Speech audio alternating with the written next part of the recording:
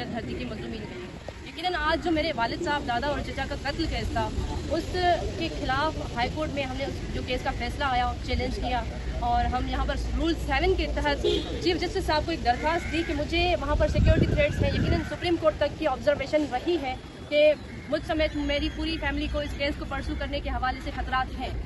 तो आज chief justice साहब ने मैं अल्हम्दुलिल्लाह ज़रूर कहूँगी कि ये बात तो ज़रूर सुनी है और उन तक पहुँची है कि खतरात हैं, और उन्होंने रूल 7 की एप्लीकेशन अलाउ करके हमें ये इजाज़त दी है कि आपकी अपील यहाँ पर सुनी जाएगी। तो इंशाल्लाह अब हमारा केस जो है, अपील जो है वो यहाँ पर सुनी जाएगी, कराची में चलेगा। तो आगे भी मैं उम्मीद रखती हूँ कि इंशाल्लाह मेरे दर्द का दरमान होगा, क्योंकि ये केस फ़कत मेरे घर तक महदूद नहीं, ये केस पूरी सिंध के मजलूम तबके का केस बन चुका है, क्योंकि यहाँ पर सिंध में हर दूसरा शख्स फ्यूडलिज्म का शिकार है। मैं तमाम तर मीडिया के भाइयों का भी शुक्रिया अदा करूँगी कि जिन्होंने डे फर्स्ट से इस केस पर नज़र रखी है और मुझे सपोर्ट किया है। मैं इसी उम्मीद के साथ जो है ये बात करना चाहूँगी, बेस्ट विशेज़ आप लोगों के लिए भी, और आपसे भी ये दरख्वास्त करूँगी कि आप लोग मुझे दुआ में याद रखिए, पूरी सिंध के लोग, पूरे पाकिस्तान के लोग, कि मुझे मेरा हक मिल सके। यकीनन अगर इस केस में मुझे हक मिलता है, एक प्रेसिडेंट सेट होता है, तो जो सरदार वडेरे कातिल है, जुल्म करने से पहले 10 मरतबा सोचेंगे। मैं एक मिसाल कायम करना चाहती हूँ। मैं चाहती हूँ कि यहाँ पर रूल ऑफ लॉ हो। तो इंशाल्लाह पूरी उम्मीद है। आज ये एक गुड न्यूज़ थी जो कि मैं शेयर करना चाह रही थी पूरी सिंध और पाकिस्तान के लोगों के साथ, कि हमारी जो रूल 7 की एप्लीकेशन है वो अलाउ कर दी गई है। अच्छा, ये भी बताएं कि ट्रायल में इतना अरसा गुजरा, आपने मुख्तलिफ अदालतों के चक्कर काटे हैं, थक तो नहीं गई आप? थकने वाले तो नहीं है, क्योंकि ये हौसला करबला से मिला है हमें कि हक और बातिल की जो जंग है, यकीनन उसमें आखिरी दम तक लड़ना होता है। तो हम खड़े हैं, मगर इसमें एक चीज़ ज़रूर है कि हमें आखिरी हद तक ना आजमाया जाए, क्योंकि आप देखिए कि ये आसान नहीं है कि 3 प्यारों के जनाजे उठाना और उसके बाद भी हिम्मत और हौसले के साथ इस सिस्टम के सामने खड़ा होना। एक फ्रेज यूज होता है, justice delayed is justice denied. यहाँ पर ताखीर हुई है, उससे यही एक मैसेज जा रहा है, एक तासुर जा रहा है कि हमें इंसाफ की जो फराहमी है उससे मना किया जा रहा है, मगर फिर भी हम खड़े हैं कि इंसाफ हमारा हक है। और अगर आज मुझे इंसाफ नहीं मिलता तो आप देखिए कि किस तरह से मेरे केस के फैसले के बाद ये ऑनर किलिंग के सीन हो रहे हैं, सरदारी और जागीरदारी को पावरफुल बनाया जा रहा है। तो अगर आज मुझे इंसाफ नहीं मिला, खुदा न खासा, जो कि मैं उम्मीद नहीं रखती, मुझे ये उम्मीद है कि मुझे इंसाफ दिया जाएगा, क्योंकि अदालतें मेरी हैं। Being a victim, being a advocate, मैं जरूर कहूंगी कि अदालतें मजलूमों की हैं, अदालतें वकीलों की हैं। तो मुझे इस अदालत से उम्मीद है कि मुझे इंसाफ फराहम किया जाएगा और एक मिसाल कायम की जाएगी कि वडेरे, सरदार, जागीरदार कितने भी ताकतवर हो, कानून से बाला तरना। मुल्ज़मान का ताल्लुक रूलिंग पार्टी से भी है, तो क्या सिंध हुकूमत इन तमाम ट्रायल में कहीं पर आपको बायस नजर आई? लेकिन काफ़ी मरतबा हमने ये महसूस किया है, हालांकि मैं पॉलिटिकल नहीं हूँ, ना मेरी किसी पॉलिटिकल पार्टी से कोई एफिलिएशन है, मगर बदकिस्मती के साथ उनको ऑन किया जा रहा है, उनको बेक किया जा रहा है, जिसके लिए भी मैं दरख्वास्त करती हूँ तमाम तर इदारों से, तमाम तर हायर अथॉरिटीज से, कि मैं एक बेटी हूँ, मैं फ़कत इंसाफ चाहती हूँ, मेरी और कोई डिमांड नहीं है, तो मुझे इंसाफ फराहम किया जाए। अच्छा तासुर, अभी बीच में कुछ रूमर्स भी चल रहे थे कि आप ऑस्ट्रेलिया शिफ्ट हो रही हैं। रूमर्स तो चलते रहते हैं, आपने कई चीज़ें जो है सुनी होंगी, मगर ये कि केस जो है वो इंशाल्लाह मैं परसू करती रहूंगी, और जो फ्यूडलिज्म के खिलाफ मैंने बगावत की है, इंशाल्लाह आखिरी दम तक मेरी जद्दोजहद जारी और सारी रहेगी। देखें, अगर जिस बंदे ने ये जजमेंट पढ़ी है, अगर तो सवाल 2 चीज़ों का उठता है कि केस पढ़ने के बाद जो है केस को डिसाइड किया जाता है, और एक केस पहले डिसाइडेड होता है और बाद में जजमेंट लिखी जाती है। तो आप जब जजमेंट पढ़ेंगे तो आपको इस चीज़ का अंदाज़ा हो जाएगा कि जजमेंट जो है एविडेंस पढ़ने के बाद लिखी गई है या पहले डिसाइड किया गया है कि किसकी फेवर में लिखनी है। कि अगर कम्प्लीटली इसमें सुप्रीम कोर्ट की कितनी सारी जजमेंट्स पढ़ी हुई है कि एविडेंस को आप कंप्लीट पढ़ेंगे, उसको टोटोज में या पार्ट्स में नहीं पढ़ेंगे। पीस ऑफ मील का लफ्ज़ जो है वो इस्तेमाल किया गया है काफ़ी जजमेंट्स में, कि आप पीस ऑफ मील की तरह एविडेंस को नहीं पढ़ा जाएगा। कि आप देखें कि फर्स्ट डॉक्यूमेंट जो रेफर हुआ है, इवन कोर्ट उसको खुद डिस्कस करती है कि ये ड्यूरिंग एविडेंस रिकॉर्ड पे नहीं आया, हमने कोर्ट की असिस्टेंस के लिए दिया था।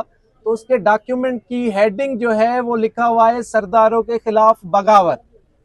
जजमेंट का ये डॉक्यूमेंट हिस्सा है कि उसके ऊपर जो है वो ड्यूरिंग हिज लाइफ टाइम जो डिसीज मुख्तियार अहमद था, जो उमर रुबाब के वालिद साहब थे, उन्होंने अपनी जिंदगी के दौरान वो इंटरव्यू दिया जिसमें वो साफ लिखा हुआ है, उसकी हेडिंग ये है कि सरदारों के खिलाफ बगावत। अब आपको वो सरदारों के खिलाफ बगावत भी नजर नहीं आ रही, वो पूरा आर्टिकल नजर नहीं आ रहा, और उसकी आखिरी 3 लाइन्स आपको नजर आई हैं जिसपे आपने ऑब्जर्वेशन देके मोटिव को डिफेक्टिव डिक्लेयर कर दिया है। तो इससे साबित होता है क्या आपने पहले सोचा हुआ था कि करना क्या है?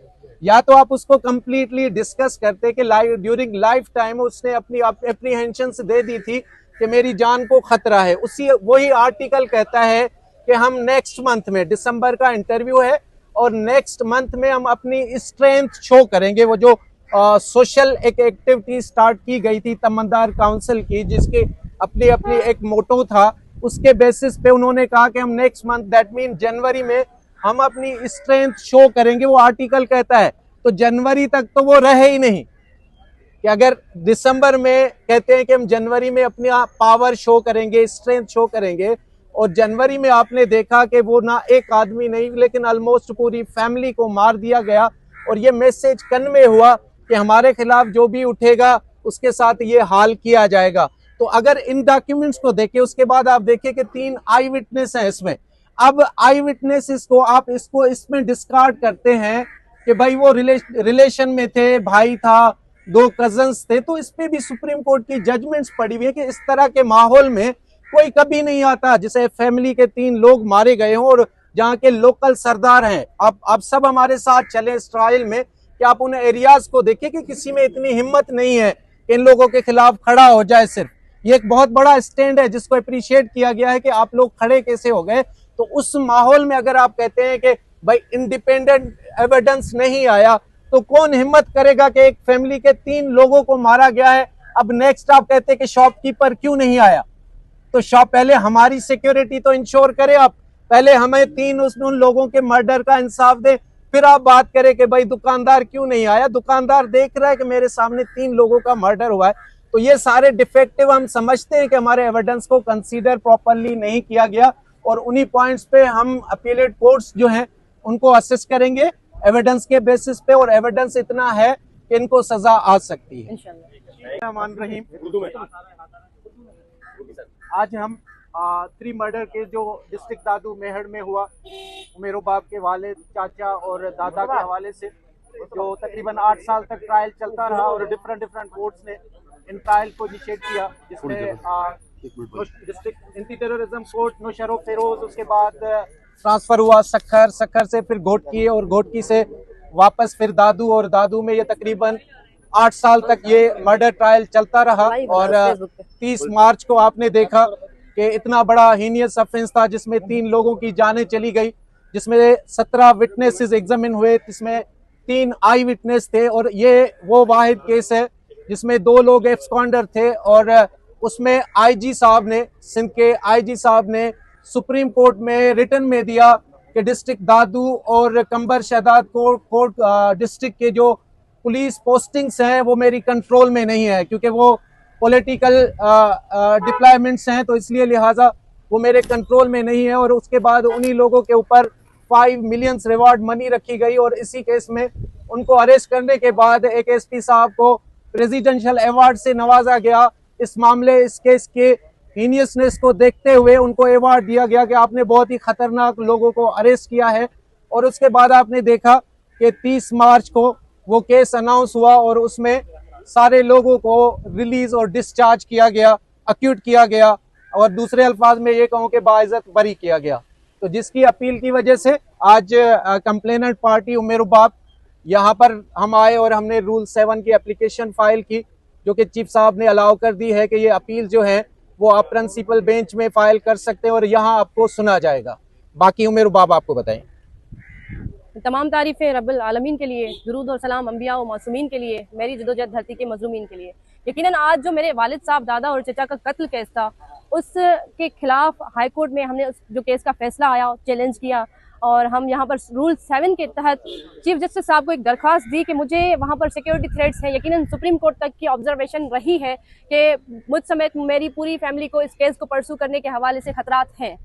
तो आज चीफ जस्टिस साहब ने मैं अल्हम्दुलिल्लाह ज़रूर कहूँगी कि ये बात तो ज़रूर सुनी है और उन तक पहुँची है कि खतरात हैं, और उन्होंने रूल 7 की एप्लीकेशन अलाउ करके हमें ये इजाज़त दी है कि आपकी अपील यहाँ पर सुनी जाएगी।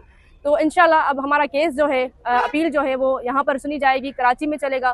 तो आगे भी मैं उम्मीद रखती हूँ कि इंशाल्लाह मेरे दर्द का दरमान होगा, क्योंकि ये केस फ़कत मेरे घर तक महदूद नहीं, ये केस पूरी सिंध के मजलूम तबके का केस बन चुका है, क्योंकि यहाँ पर सिंध में हर दूसरा शख्स फ्यूडलिज्म का शिकार है।